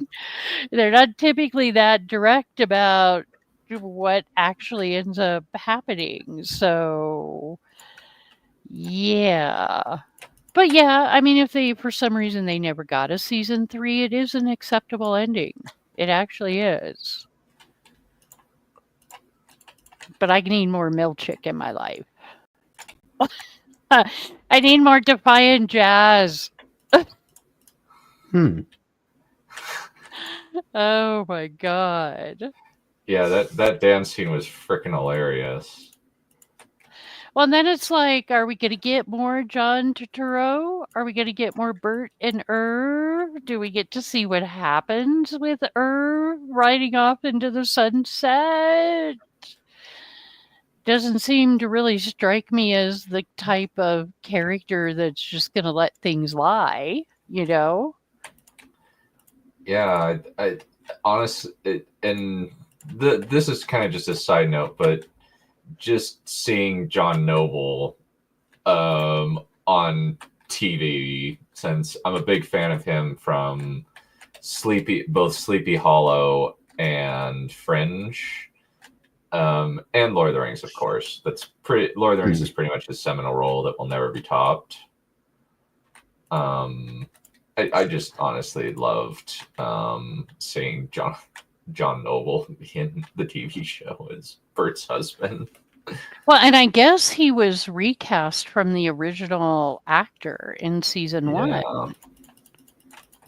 And I didn't even really notice that, because I haven't looked it up, but I think he shares enough kind of similarities to the original, to the actor who first played him. But yeah, no, it's got an excellent cast, and I really, really look forward to seeing Britt Lauer in other things.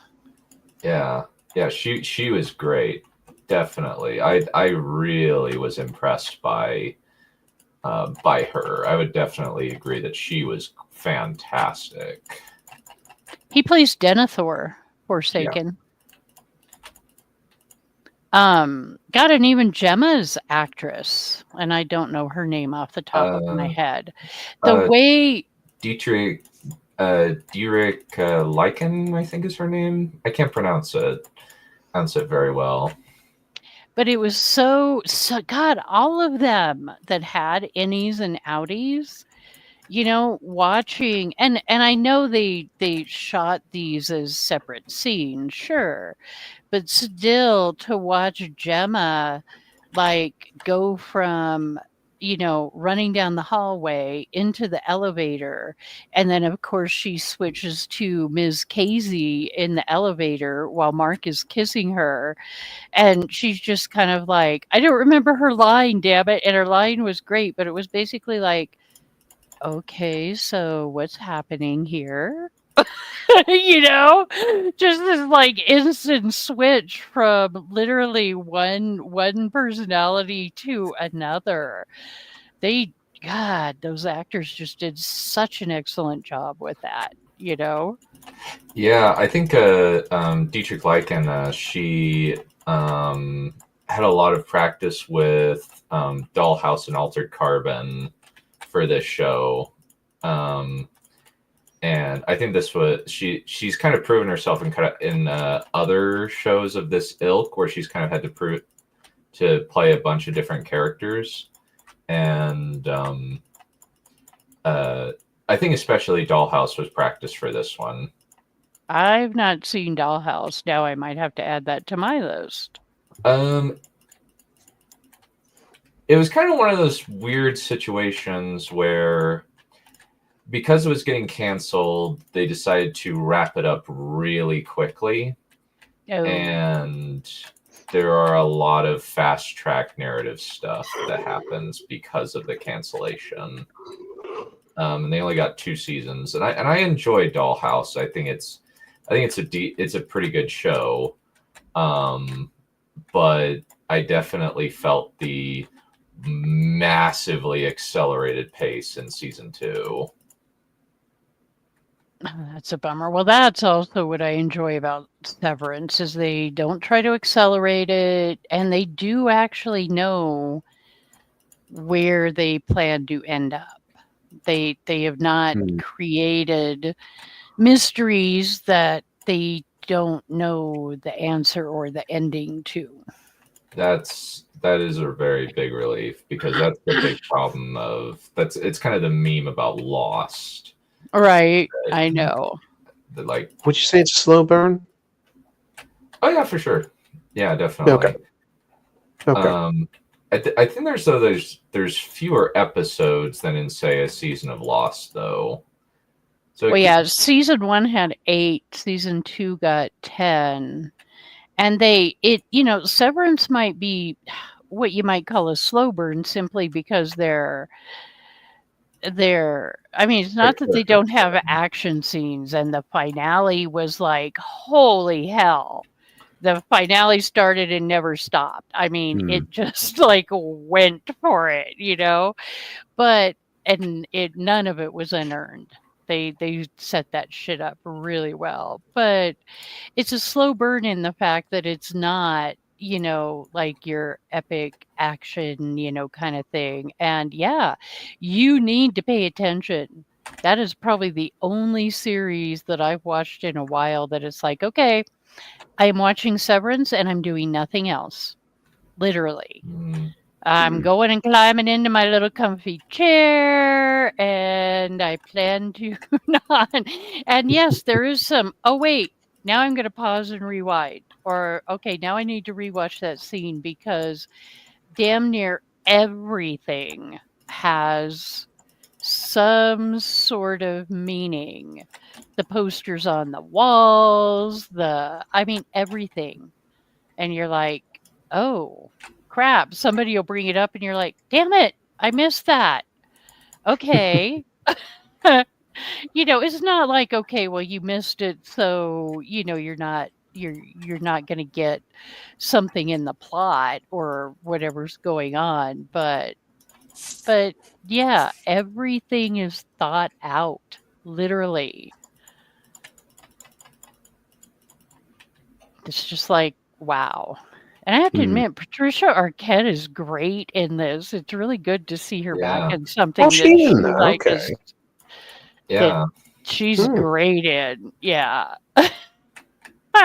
When she throws the coffee cup at Mark, and it's still a case of what the hell is with her and her obsession with Mark? Because it's still like, well, does she feel so damn protective of him because he's kind of like her little experiment, personified, tied in with Gemma? Or is it just because she looks at him like a son? Or is there some kind of weird, like, sexual attraction going on here? It's like, what the hell? With her. Yeah. See, now we've talked about Severance. I might have to go watch a couple episodes later. Oh, yeah. Honestly, like, Apple TV? Yeah. Yeah, it's on Apple TV. Yeah, Joss Whedon did did Dollhouse, and it was kind of fits with Serenity, I guess, or with Firefly, where it was the whole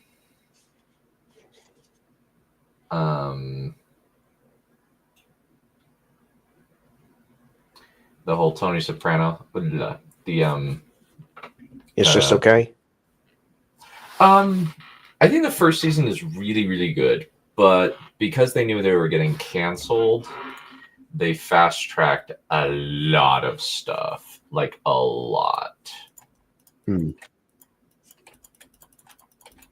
And it's really frustrating because there's a twist with a character that they clearly did not intend for him to go that direction, but due to the fact that they were limited on time, they decided to go that route. They decided to make that the twist, and it feels kind of unearned because that was never like his job in the story. But the problem was they hadn't set anything else up, and so they decided to fast track that particular character into a role that he never really was intended to be in.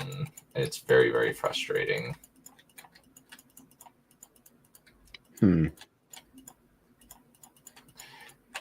And it doesn't necessarily help that while I do like Eliza Dushku quite a bit, she wasn't necessarily the best fit for the character because she doesn't necessarily have the best range. She kind of plays a lot of the characters very, very, very, very, the different personas that she has to play very, very similarly. Like she kind of plays it like she's like kind of in the same way that she played Dawn.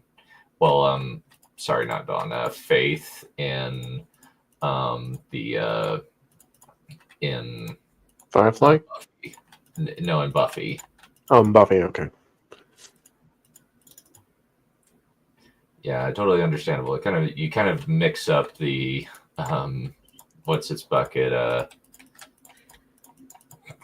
The various shows that Mr. Whedon does. Yeah. Because he's done a few, most of them pretty good. Like Firefly is still pretty seminal, I would say. Like it's pretty much other than the Avengers, that's the thing that he's going to be remembered for. And Buffy as well. Buffy, yeah. And I think also they'll also be remembered as kind of the guy who was responsible for taking over for Zack Snyder, even though on every effective merit, Zack Snyder's Justice League is worse. Yeah.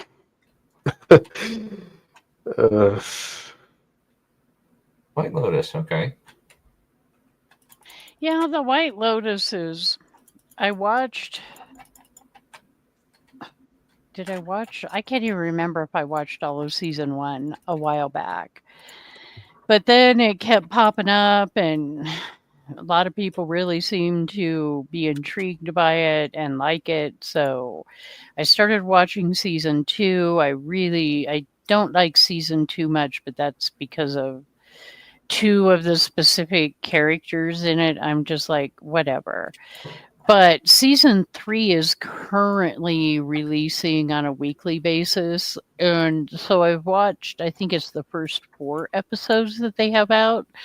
I really kind of like season 3. And I guess it's not really a murder mystery, even though it is. But that's not like the writer's intent. For people who look at things this way, I guess it's kind of a deconstruction of the whole murder mystery type of show, with the writer kind of exploring that, because every season starts with some kind of incident, right? Like a murder, like a dead body found, or because you've got like the new set of people. So the White Lotus, from what I can determine, is like a luxury vacation setting. And they have these in like a variety of places around the world, right? So you have like a new batch of guests arriving and kind of, introducing themselves and kind of then meeting, some of the people who've already been there for like a week or 2 or whatever. And then something happens in that first episode. And in season 3, it's an active shooter scenario at this luxury resort. Okay. But then what it does, and this is just its formula, Then it will, once you see whatever's going to happen, then they go back to like a week earlier or 2 weeks earlier. And then you meet, all of the characters and there's a lot of character development and what's going on and what takes place and then what leads up to this incident, and you're trying to figure out, okay, well, who did whatever it was that happened, so like in season 3, it's a case of, okay, well, of all these characters, who is it going to turn out to be that is the active shooter and why? But from what I understand, that's kind of not, it's not a parody, but it's kind of like the writer Satire. Well, and it's not even satire because it's not snarky about the way it handles the scenario, but I guess the writer's intent is not for that to be the actual intent of the show. Okay. But I enjoy just kind of season 3. I'm enjoying. Other people probably enjoyed season 2, but yeah, the 2 Italian hookers thing just doesn't do it for me. I'm just like, they're annoying and they need to go away. But, that's me. Other people might be like, okay, but I'm like, I think I got through like episode 5 and went, I don't care. Literally, I don't care. I do not care. But yeah, season 3's okay. I don't know. And I started watching on, what am I watching this on? Am I watching it on Max? Yeah, I think, no. Yeah, Max. I was watching an older series. Now, this is interesting. I started watching this older series called The Head. And it's, I think it's like a British / foreign film series, which I tend to like a lot of those. And so this one has a mix of English language and Swedish language. And it's set in the Arctic, and it's there's a research station up there, and crazy shit happens. And it's really kind of interesting how they do it because there is actually a lot of unreliable narrator. Like a whole bunch of people get killed, right? Okay. And so you've got the summer crew coming back because, of course, you've got mainly 6 months on, 6 months off because it's 6 months in the dark and 6 months summer, right? So they can't reach anybody there for like 2 weeks. And so the summer crew is coming back and basically they find almost everybody there dead. So it's that whole, okay, what the hell happened here? But like the 1 or 2 people that they find that are still alive, it's very much unreliable narrator and conflicting stories. And yeah, so it's really cool. And one part's really funny because before all this happens and they're having a little party when the one group of people are getting ready to leave, and so in the common room, like they're watching freaking The Thing, right? Okay. So that was actually kind of funny. But I didn't realize it until I was like 3/4 of the way through this series that one of the main actors, like he's kind of the commander when, he comes back for the summer shift. And his wife also works there, but she continued to work through the quote unquote night shift, right? And so she's one of the ones that they don't know what has happened to her. They don't like find her body or anything, but she has disappeared, right? So there's that drama.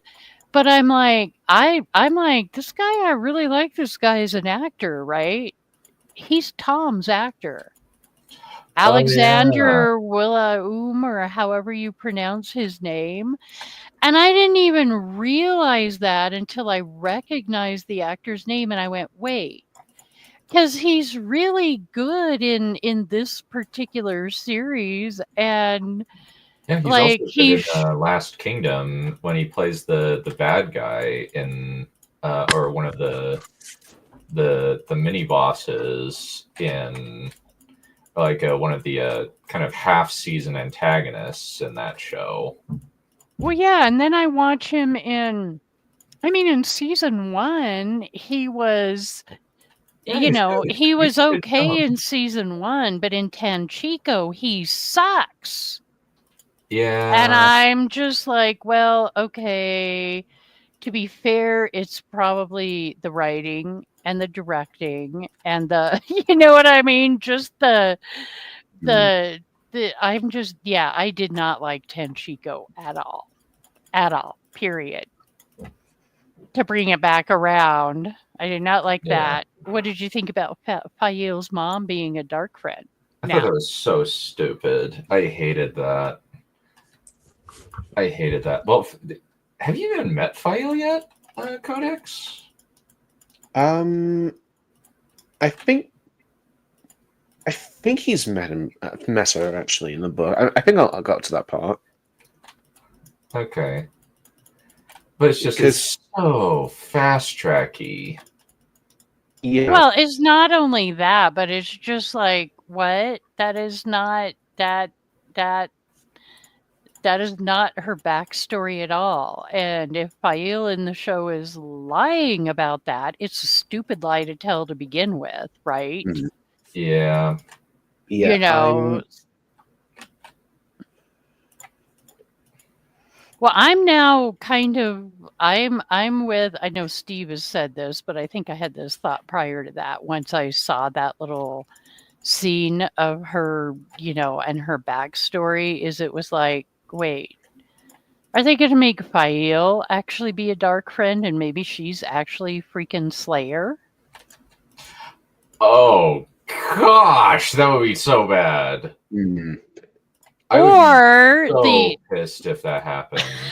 Well, we don't even know if they're going to bring Slayer into it, but then, my other thought was, Codex, this might be a little spoilery. I'm going to try to make it not spoilery, but okay. We've got Melindra hanging out in the waste as an adopted Malkieri woman, right? And so what if somehow Melindra becomes Slayer? Oh gosh, that's even worse. Well, I know, but there is, I'm not putting it past these. there is some kind of idiots. weird, you know what I'm trying to say there. Yeah, weird Without spoiling it for Codex, so. Since there's a whole thing, since we know from the first book that there's some, and the second book that there's like reference to the fact that Luke met Esam on the slopes of Shale Ghul. One did die and one did live, but both are. Right. So what if they try to pull that with Melindra? I don't even know if they'll try to keep like that connection, but that's the thing. You don't know where the hell they're going with half this stupid shit. Like, are they even going to have Slayer? Because we definitely haven't had the Wolf Dream yet. And unless it happened in the last half of episode 5, which I never watched and never plan to watch. I gave it up in episode 5 when Lan and Melindra were having that conversation about, I'm so ashamed that I don't know the Malkieri people. Well, you were a fucking infant, you moron. This is stupid. No, I can't take any more stupid. And now you have them eating bugs. I'm done. I'm just, nope. I'm finished with this shit. I can't even do this right now. So I never went back to it after that. I ain't eating bugs. I'm not watching people eat bugs. No. No, I mean watching the show. I mean. Oh, no. No, I have not gone back and watched the last half of episode 5. I'm just not. I have no interest. I'm like, Does it just, it wasn't even painful. It was just stupid and boring. I went, no, Mm-hmm. no, not happening, So, yeah. And I'm not even for entertainment stupidity value am I looking forward to Two Rivers in episode 7. I don't care. I literally don't care. Why are we going to have basically an entire episode of Two Rivers if that's actually what's going on? Like, what? Using assets. Like, I was really hoping Fane would have the dagger on him visibly, though. Well, I just don't know how they would how he would have gotten his hands on it. That would have created even more problems. Well, seriously, there is it's like, okay, well, they never showed on top of the tower after Matt threw, the Ashen Dagger through him, right? They never show anything happening with it. So, is it let's I'd like to see a little fan made video of Fane like sneaking up the stairs after that and grabbing the dagger back. It could happen. Wait, what the hell happened to Perrin's shield? Where'd that go? How did Matt get the horn back? Somehow. Like, we don't, it's kind of like what? The heroes when they dissipated and went poof. Like what? All of their little goodies just fell out of their inventory and hit the top of the tower with a clang. Clang! I don't know. No, don't I? But yeah, it's like, because Matt doesn't seem to have the dagger, on him or in the tower. Nobody seems to be concerned about it at all. There's like this evil dagger floating around out there somewhere in Randland. So, well, that's also Matt not being affected by the knife's influence anymore, just by the fact that's the whole point of season book 2. Oh no, Moraine healed him of that. Oh. I mean, that seems to be what happened. And he didn't touch it. He just tied it carefully to the top of a bedpost. So, Just so dumb. Yeah. It's just like, okay. No, a lot of us really thought they were going to have Avi channeling with Kalendor. We really did. Oh, that would have been so awful. I would have hated that. Well, I mean, and literally, I don't know why they have a White Tower. My take on it at this point is the White Tower is always empty because nobody needs to actually learn how to do anything. They just can. I mean, Bodwin and her sister can just, open to the flower and be better healers than Nynaeve. Evidently, yes. And somebody needs to make a cut of Egwene healing Nynaeve from death in season 1 to her screaming there when Rand is trying to revive the child and saying death can't be healed. Somebody really needs to make a cut of that. Yeah, because it's just like, oh, so you have just completely screwed your own stakes. Yep. Oh, plus you could add in the third little snip of Nynaeve going all Super Saiyan and healing Lan and everybody else. Yeah. Just do those 3 right there. Bam, bam, bam. If Mule was here, I'd tell him to make a meme from the stills. Yeah, give him time. Give it time. I'll have to pig him on Red Hat and go, here you go, Mule. Here's a new meme for you. Oh, Mule, you and that stupid rat dream. God. Yeah, there was a lot. I mean, so I get it. The negative, like, far outweighs any little positives. But I'm still like, okay, be fair. If there is a little bit of a positive, be fair about that one segment, Mhm. Yeah. And it's just like, yeah, we have to at least like give credit where credit is due. It's just like, it's hard for me to do that because it kind of feels like they're stealing, you know? Like, it feels Yeah, I know. But even like, and I didn't, honestly, I really didn't like much of anything about Matt's fight. yeah. Can And I part go- of that did have to do with context and the music and yada yada. But yeah, I can't even look at that scene with any kind of a objective view. I just can't, because I'm just like, what? Yeah, it's just kind of offensive, you know? Yeah, I don't know. Mm. Well, I guess at some point next week we'll get to find out what happens in the Two Rivers. And I'm now at the point where I'm like, oh, please, please, please, please, please make Fael Slayer. Please, please. Mm. They just kill all of them. Well, Steve's thing about that is like, okay, well, you know, they made her mother a dark friend and she suddenly just appears in Two Rivers and, you know, and then she's got that really weird look on her face when they're at the Waygate and they see all the Trollocs coming through, you know, and there's the, oh, well, I guess Paradibera is going to have a war on his hands whether he likes it or not.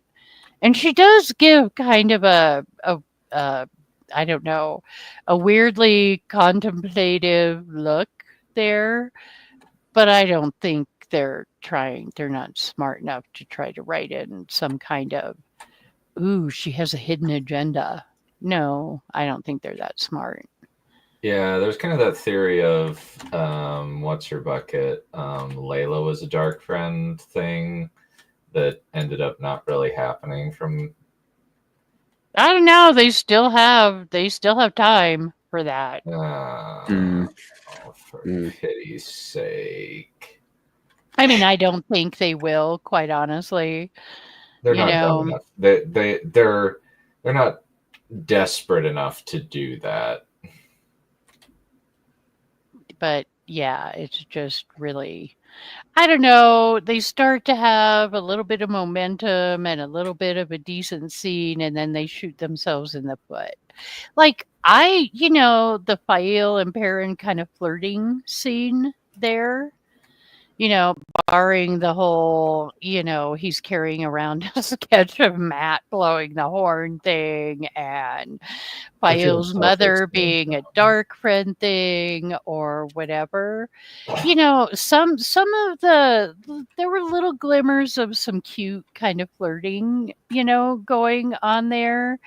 And then it just becomes crap again with Alana fully healed walking in on them. It's just like, stop it. Just, Yeah, it's like, stop your stealing. We just hate you. I don't know. I want to.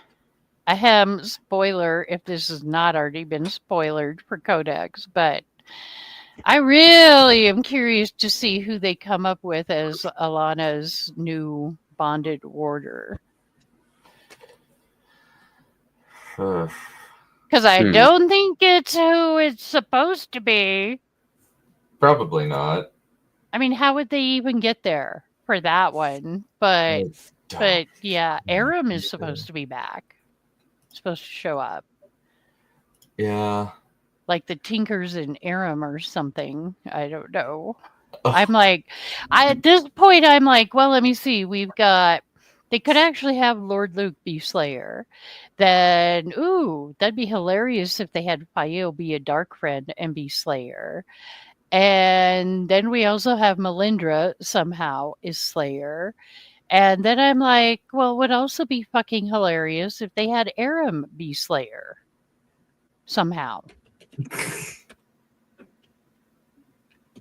I mean, you literally don't know what the hell they're going to pull.